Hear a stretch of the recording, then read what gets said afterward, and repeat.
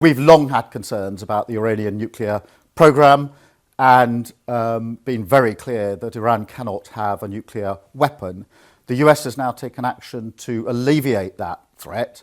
It is important that we now de-escalate the situation, stabilise the region, and get the parties back around the table to negotiate. And I've been speaking with international leaders this morning to that end. So I want to reassure the British public that we're doing everything we can to stabilise the situation, to de-escalate the situation, and to get to a negotiated outcome. But I'm very clear in my own mind that Iran cannot be allowed to have a nuclear weapon. That is the greatest threat to stability in the region.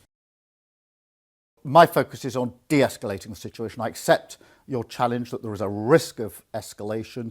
That's a risk to the region, it's a risk beyond the region, and that's why all our focus has been on de-escalating, getting people back around to negotiate what is a very real threat in relation to the nuclear programme.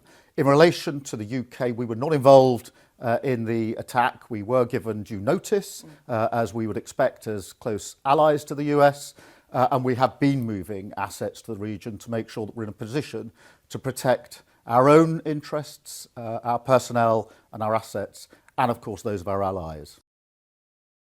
I'm not going to speculate about what may happen because all of my focus is on de-escalation, but I do want to reassure the public we have taken all necessary measures to protect UK interests, UK personnel, and to work with our allies to protect their interests as well. That's what you would expect, but my focus is on de-escalating this situation, dealing with the threat that is that nuclear programme, but getting the parties around the table to negotiate an outcome to this. Well, it's clearly a fast-moving situation, and there's been a huge amount of discussions in the days since the G7 ended, and the US has now taken the action to alleviate the threat that Iran's nuclear programme poses. My position throughout has been as a calling for de-escalation, to get people around the table to negotiate a better outcome diplomatically. And I've been talking to international leaders in recent days, but particularly intensely this morning. We'll continue to do so during the course of today.